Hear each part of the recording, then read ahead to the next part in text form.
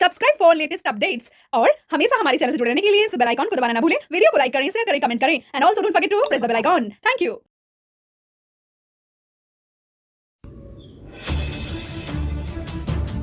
नमस्कार, सुबह की पहली बड़ी खबर। आज 1 दिसंबर 2020 से ये ट्रेनें हुई शुरू। आरटीजीएस बीमा पॉलिसी और एलपीजी की कीमत में हुआ बड़ा बदलाव।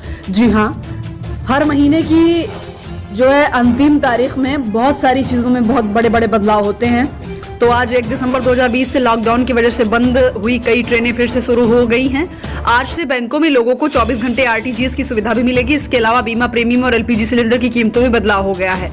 जी हाँ, आपको बता दें कि आरटीजीएस की सुविधा मिलेगी 24 घंटे। इसके अलावा बीमा प्रीमियम और एलपीजी सिलेंडर की कीमतों में भी बदलाव हो चुका है। आपको बता दें कि रिजर्व बैंक ऑफ इंडिया ने रियल टाइम ग्रॉस सेटलमेंट को लेकर नियम में बदलाव कर दिए। नए नियम में अब 24 घंटे आरटीजीएस सुविधा का फायदा मिलने वाला है। आरबीआई ने इस व्यवस्था को 1 दिसंबर से लागू करने का फैसला ले लिया है।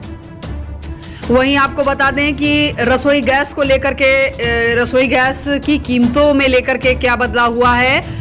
सरकार हर महीने की 1 तारीख को रसोई गैस सिलेंडर की कीमत की समीक्षा करती है। मतलब आज 1 दिसंबर को रसोई गैस की कीमत में बदलाव हो सकता है। नई कीमत आज 1 दिसंबर से लागू होगी। पिछले महीने 1 नवंबर को रसोई गैस सिलेंडर की डिलीवरी के लिए ओटीपी अनिवार्य कर दिया गया था।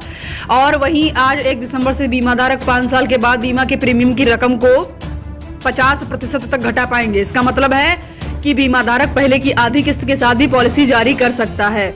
इसी के साथ साथ कई बड़ी खबरों का रुख करेंगे। आपको हमारे साथ बने रहा, वीडियो को लास्ट तक देखें ताकि आपको सभी खबरें विस्तार से समझ में आए। वो वीडियो को लाइक करें, चैनल को सब्सक्राइब करते समय बेल आइकन जरूर दबाएं। बढ़ते हैं अगली खबर की तरफ। जीएचएमसी इलेक्शन 2020 निगम चुनावों के लिए वोटिंग शुरू। क्या ओवैसी का गढ़ भेद पाएगी बीजेपी? जी हां, ग्रेटर हैदराबाद नगर निगम के चुनाव में वोटिंग सुबह 7 बजे से शुरू हो गई। नगर निगम की 150 सीटों के लिए शाम 5 बजे वोट डाले जाएंगे। इन चुनाव में जीत के लिए बीजेपी ने इस बार पूरी ताकत झोंक दिया है। ग्रेटर हैदराबाद नगर निगम के चुनाव में वोटिंग सुबह 7 बजे से शुरू हो गई। नगर निगम की 150 सीटों के लिए शाम 5 बजे वोट डाले जाएंगे। नगर निगम चुनाव में निगरानी के लिए करीब 4 लाख सीसीटीवी कैमरे भी लगवाए गए। इन चुनाव का नतीजा 4 दिसंबर को आएगा। आज वोटिंग होने के बाद बैलेट बॉक्स को उम्मीदवारों की उपस्थिति में सील करके 150 स्ट्रांग रूम में रख दिया जाएगा। ये स्ट्रांग रूम नगर निगम के 30 क्षेत्रों में बनाए गए हैं। चुनाव में ड्यूटी के लिए नगर निगम के 4000 कर्मचारी ड्यूटी पर भी लगाए गए हैं। बता दें कि ग्रेटर हैदराबाद नगर निगम में कुल 4 जिले आते हैं। इसके चुनाव को तेलंगाना की सभी पार्टियों के लिए लिटमस टेस्ट माना जा रहा है। इन नगर निगम के तहत 24 विधानसभा सीटें और 5 लोकसभा सीटें आती हैं। ऐसे में इस निगम के चुनाव में सभी पार्टियां जीत हासिल करने के लिए जी तोड़ कोशिश भी करती हैं, जिससे उन्हें मेयर की कुर्सी मिल सके और आने वाले चुनाव में भी मदद का रास्ता दिल्ली में देखते हैं कि क्या ही होता है। के बीच केजरीवाल सरकार ने दाम आपको बता दें, देश की राजधानी दिल्ली में कोरोना संक्रमण की तीसरी लहर अपना प्रकोप दिखा रही। गृह मंत्री अमित शाह के नेतृत्व में केंद्र सरकार ने दिल्ली को महामारी की विभत्सता से बचाने के लिए पूरी ताकत झोंक दिया। खुद गृह मंत्री और स्वास्थ्य मंत्री दिल्ली की स्थिति की समीक्षा कर रहे हैं। जी हां, आपको बता दें कि दिल्ली सरकार ने आरटीपीसीआर टेस्ट की कीमत निर्धारित कर दिया। दिल्ली सरकार ने कोविड आरटीपीसीआर टेस्ट की कीमत 2400 से घटाकर 800 रुपए करने का आदेश दिया। मुख्यमंत्री अरविंद केजरीवाल ने सोमवार को निर्देश जारी करते हुए कहा कि मैंने निर्देश दिया है कि दिल्ली में आरटीपीसीआर परीक्षणों की दरें कम की जाए। इसी के साथ बताते हैं आपको अगली ब्रेकिंग न्यूज। लगातार तीसरे दिन सस्ता हुआ सोना चांदी, खरीदारी करने का सुनहरा मौका। जी हां, सोने चांदी की कीमतों में लगातार गिरावट आ रही है। सोने और चांदी से बने आभूषणों को खरीदने का सुनहरा मौका। 3 दिन से सोने और चांदी की कीमतों में गिरावट आ रही है। इसका असर अर्थव्यवस्था पर भी देखा जा रहा है, क्योंकि बाजार में इससे चहल पहल शुरू हो गई और लोग सोने से बने आभूषणों की खरीदारी कर रहे हैं। आपको बता दें कि सोमवार यानी 30 नवंबर को दिल्ली सराफा बाजार में सोने का भाव प्रति 10 ग्राम कम होकर के 47,483 रुपए रहा। वहीं आपको बता दें सोमवार 30 नवंबर को दिल्ली सराफा बाजार में सोने का भाव प्रति 10 ग्राम कम होकर के 47,483 रुपए रहा। बीते कारोबारी सत्र की अपेक्षा ये 142 रुपए कम रहा। वहीं अंतर्राष्ट्रीय बाजार में आज सोना $1,78,150 प्रति औंस पर रहा। उल्लेखनीय है कि सोने के साथ चांदी की चमक भी फीकी रही। चांदी का आज का ताजा भाव 57,808 रुपए पर रहा है, जबकि इससे पहले चांदी का भाव 58,509 रुपए प्रति किलोग्राम पर बंद हुआ था। यानी बीते कारोबारी सत्र की अपेक्षा चांदी 701 रुपए टूट चुकी है। इसी के साथ बढ़ते अगली खबर की तरफ। अगला अपडेट, सरकार आज किसानों के साथ करेगी वार्ता, निकलेगा विवाद काल। जी हां दोस्तों, नए कृषि कानूनों के विरोध में दिल्ली के बॉर्डर पर जो किसान विरोध प्रदर्शन कर रहे हैं वे केंद्र सरकार से 3 कृषि कानूनों को रद्द करने की मांग कर रहे हैं और इनकी जगह नए कानून लाने को कह रहे हैं। किसानों ने दिल्ली की सीमाओं को सील करने की चेतावनी भी दे दी है। इसी बीच सरकार ने किसानों को वार्ता का न्योता देकर उनके मन की बात को सुनने का न्योता भी दिया है। इस बीच वाराणसी प्रधानमंत्री नरेंद्र मोदी ने किसानों को संदेश देते हुए नए कृषि कानूनों को किसानों के हित में बताया। उन्होंने विपक्षियों पर किसानों को कृषि कानून के खिलाफ भ्रमित करने का आरोप भी लगाया। इस मुद्दे पर सरकार ने आज किसानों से बातचीत करने के लिए आमंत्रित भी किया है। कृषि मंत्री नरेंद्र सिंह तोमर ने खुद इस बात का ऐलान किया है कि ऐसे में सबकी नजर है कि क्या बातचीत के जरिए किसानों की समस्या का समाधान निकल पाएगा और ये आंदोलन खत्म हो जाएगा कि नहीं। आपको बता दें कि कृषि मंत्री नरेंद्र सिंह तोमर ने कहा है कि सर्दी का मौसम और कोविड महामारी चल रही है, ऐसे में हमने आंदोलन कर रहे किसानों को 3 दिसंबर से पहले आमंत्रित करने का फैसला लेना होगा लिया है, क्योंकि उन्होंने संकेत दिया है कि सरकार किसानों की मांग पर विचार करने के लिए तैयार है। इस प्रकार से देखते हैं कि अब समाधान निकल पाता है या नहीं निकल पाता है। बढ़ते हैं अगली ब्रेकिंग न्यूज की तरफ। यूपी से बड़ी खबर, नोएडा में बॉलीवुड को लाने के लिए सीएम योगी मुंबई में करेंगे अहम बैठक। जी हां दोस्तों, मुख्यमंत्री योगी आदित्यनाथ लगातार फिल्म सिटी निर्माण के मुद्दे पर गंभीर और अहम कदम उठा रहे हैं। मुंबई फिल्म इंडस्ट्री की तर्ज पर उत्तर प्रदेश में सीएम योगी ने फिल्म सिटी बनाने का ऐलान किया। इसके लिए उनकी सरकार ने नोएडा में जगह भी आवंटित कर दी और निर्माण कार्य भी तेजी से शुरू हो गया है। नोएडा में फिल्म सिटी निर्माण पर खुद मुख्यमंत्री योगी गंभीर है। उत्तर प्रदेश में बनने वाली फिल्म सिटी किसी भी मामले में मुंबई से पीछे न रहे, इसीलिए योगी आदित्यनाथ मुंबई के बड़े फिल्म निर्माता और निर्देशकों के संपर्क में हैं। सबसे अहम बात यह है कि खुद योगी आदित्यनाथ फिल्म सिटी निर्माण पर मंथन कर रहे हैं और अधिकारियों को निर्देशित भी कर रहे हैं। आपको बता दें कि सीएम योगी आदित्यनाथ के ऐलान के बाद से एक वर्ग यूपी सरकार पर नाराज है। ये बॉलीवुड का वो वर्ग है जो मुंबई में रहकर चुनिंदा लोगों को इस क्षेत्र के आगे बढ़ाने के मौके देता है। सीएम योगी इसीलिए मुंबई जा रहे हैं क्योंकि उन्हें यह समझना है कि फिल्म सिटी बनाए जाने के दौरान किन बातों पर खास ध्यान रखना है।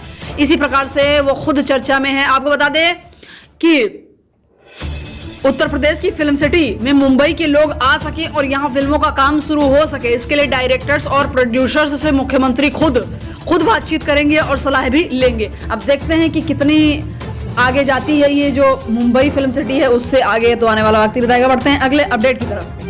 अगला बड़ा अपडेट, सेहला रशीद के खिलाफ और क्या सबूत चाहिए, खुद पिता ने दी है गवाही।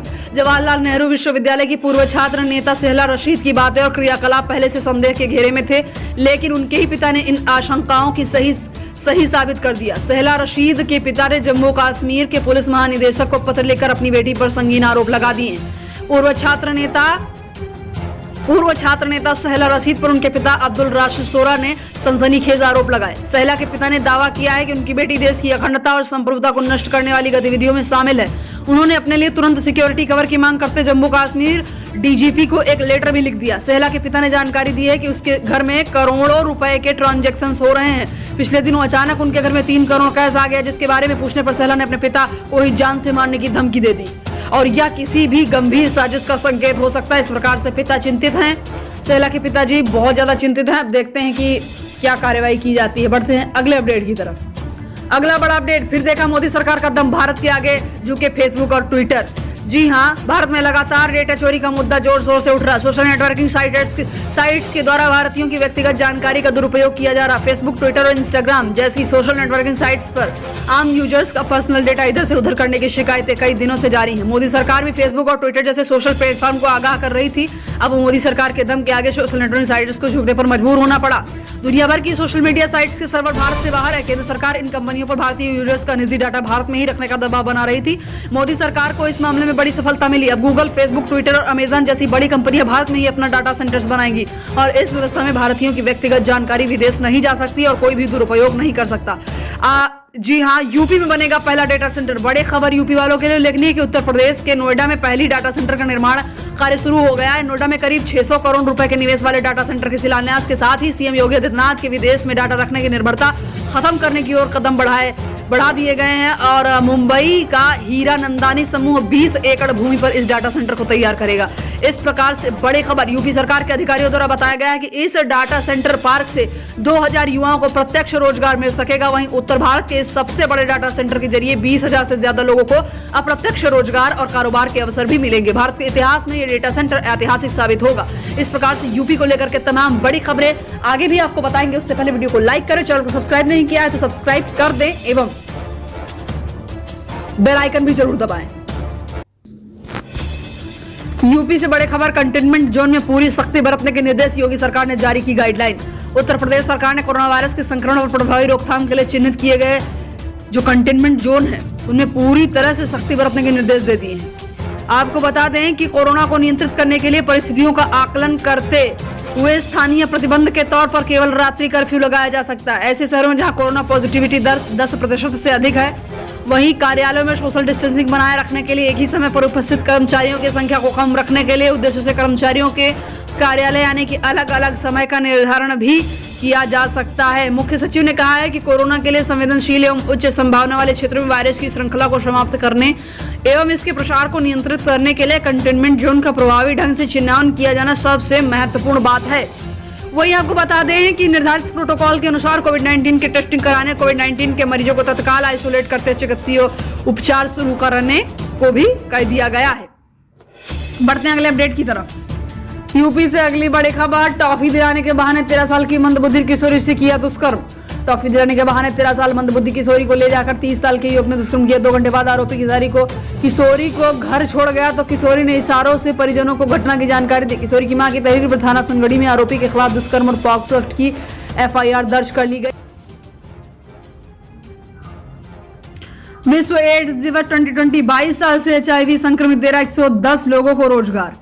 HIV संक्रमण से जूझ रहे एक युवा का जज्बा मिसाल बन गया। उसने न सिर्फ खुद को संभाला वरन अब वो 110 लोगों को रोजगार भी दे रहा है। उसके साथ ही रोजगार पाने वालों में 60 HIV संक्रमित है। इतना ही नहीं, युवक पूर्वी यूपी के 4 जिलों में संक्रमितों को जिंदगी की जंग में मदद भी कर रहा है। ये बात है कुशीनगर के कसिया रहने वाला 42 वर्षीय युवक पिछले 22 साल से HIV से संक्रमित है और इस बीमारी को अभिशाप मानने की बजाय युवक ने उसे चुनौती के तौर पर लिया है। उसने HIV संक्रमितों की मदद के लिए कुशीनगर में वर्ष 2007 में स्वयंसेवी संस्था Kushinagar welfare for people living with AIDS society शुरू की। इस समय संस्था कुशीनगर समेत पूर्वी यूपी के 4 जिलों में HIV संक्रमितों की मदद कर रही है। इस प्रकार से काफी अच्छी खबर।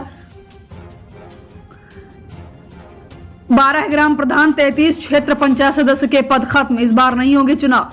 यूपी में पंचायत चुनाव की तैयारियां जोरों पर। हाथरस जिले में नगर पालिका परिषद का सीमा विस्तार होने से कई ग्राम पंचायतों का अधिकार क्षेत्र नगर पालिका में शामिल हो गया। इस कारण हाथरस जिले में 33 क्षेत्र पंचायत सदस्य और 12 ग्राम प्रधानों के पद खत्म हो गए। यहाँ इस बार पंचायत चुनाव नहीं होंगे। इन क्षेत्रों में अब नगर पालिका परिषद के वार्डों का निर्धारण किया गया है।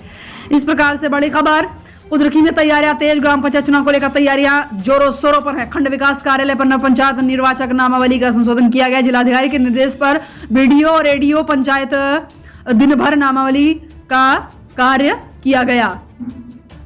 वहीं आपको बता दें, पंचायत चुनाव को लेकर राजस्व ग्रामों की जनसंख्या का आकलन होगा। वर्ष 2015 के निर्वाचन के समय क्या स्थिति थी और अब क्या है। आगरा के SDM सदर M अरुण मौली ने लेखपालों को निर्देश दिए कि ADO पंचायत के साथ इस कार्य को संपन्न कराएं। बढ़ते हैं आगे।